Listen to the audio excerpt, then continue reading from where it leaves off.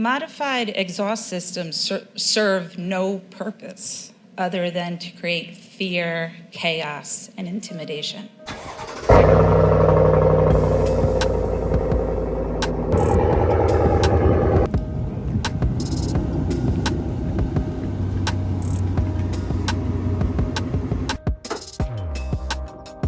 Welcome back to Don's Life. Welcome to the channel. Thanks for joining today. Today I'm replacing the dry cone filter in my aftermarket S&B intake on my 2021 GMC Sierra AT4 with the 6.2 liter. I'm also going to look at removing the extra breather port that's in this intake.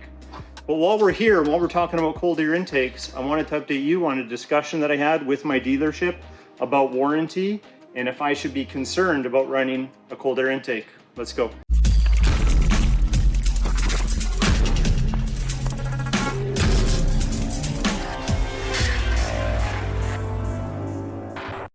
All right, we're just gonna take this filter out here. Remember, I've had this intake in for about a year now.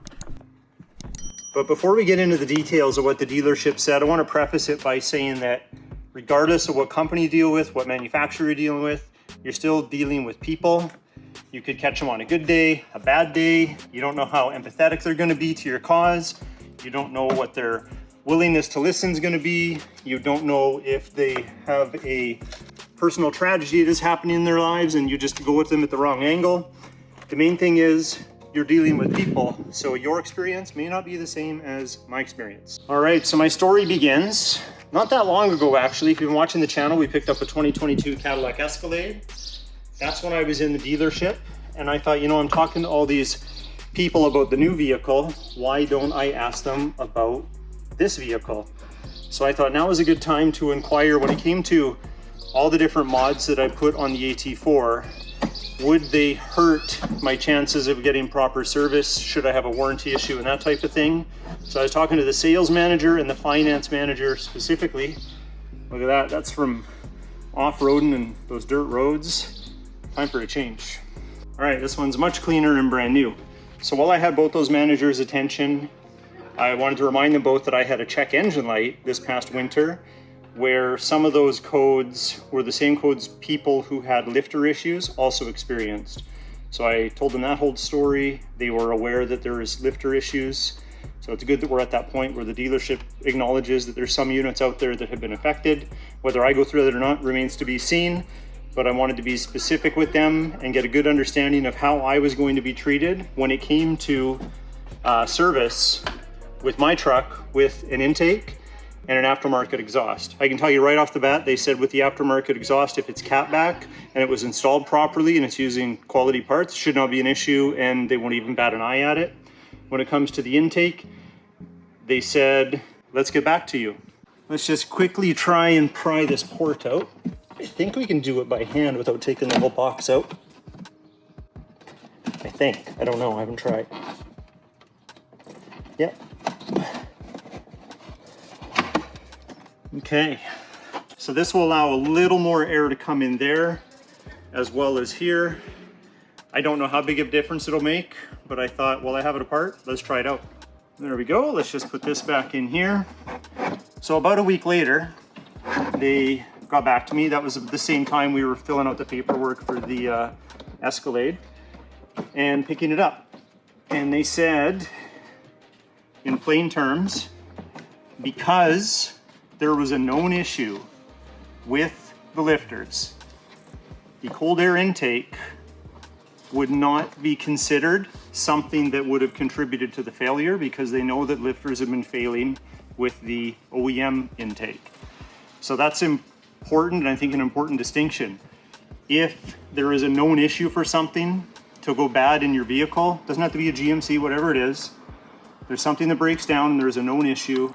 If you have an aftermarket part and it still fails or known to fail with the original part that you had replaced, then it's probably not going to be an issue. I can't promise you that, but that's just what I take away from it. I was also prepared for them to come back to me and say, yeah, no, if you have an intake, it's not going to look good. You should put the original one back in. And if they would have said that, I would have done that. I'm still prepared to do that if I feel that I need to. I don't really have a reason to go in and get anything checked right now when it comes to the lifters. I've had no issues other than that random thrown code incident back in that really cold day in the winter. And this intake has been solid for me. I had a cold air inductions one in here for a little while testing it, and it was fine as well. So I'm not too worried about the intake in any way, shape, or form. Again, that's just my choice.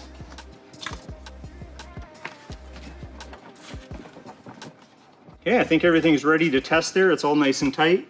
And remember, take my experience as anecdotal. It does not mean that you're going to experience exactly what I experienced. I'm just telling you all the facts, what I went through, and you make your own decision. Okay, just before we take off and do a test drive, I get asked this question a lot. Do these mods void your warranty? Well, simple answer, they shouldn't. If they're done properly, you're usually protected, at least in Canada and the US. In Canada, we have the Consumer Protection Act. In the US, they have the Magnuson-Moss Warranty Act. Both essentially, and I'm not a lawyer, but both say that the manufacturer has to prove without a doubt that your modification or your changed part that you put in the vehicle contributed directly to the failure of the item that you're trying to get warranty for. So that's the best answer I can give you, but in most cases you should be okay if you're using quality parts sold by somebody reputable and installed properly. So let's go do a quick test drive and see if we notice a difference with that airport. Get the air conditioning going here.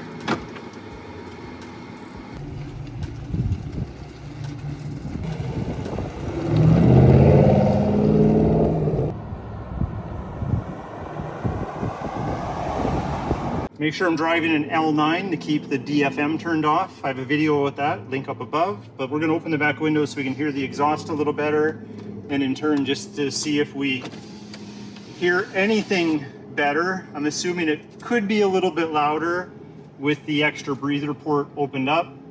It might not do anything, but that's what we're here to see. I've had this intake in with that breather port covered for over a year now. So if anybody will notice a difference, it would be me, just because I've had a good length of time to compare.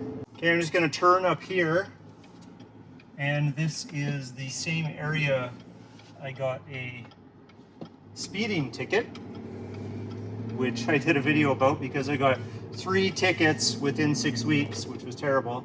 Okay, let's listen carefully if there's a difference. I'm expecting a throatier initial sound just from intake noise, and maybe that'll add to exhaust.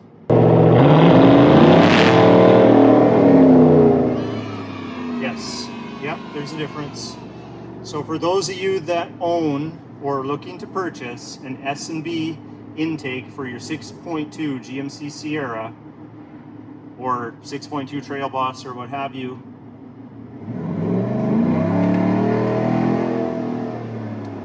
that breather port does add some tone, probably adds a little more airflow, might result in a little more of this or that.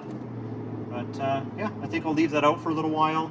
In the winter, I think I'll plug it up again, just because with the mud and the snow and the extra stuff that just gets thrown up in the engine bay, I don't want to necessarily add more contamination into the airbox than's necessary. I realize the filter's there to stop it, but I wouldn't mind keeping it a little bit cleaner.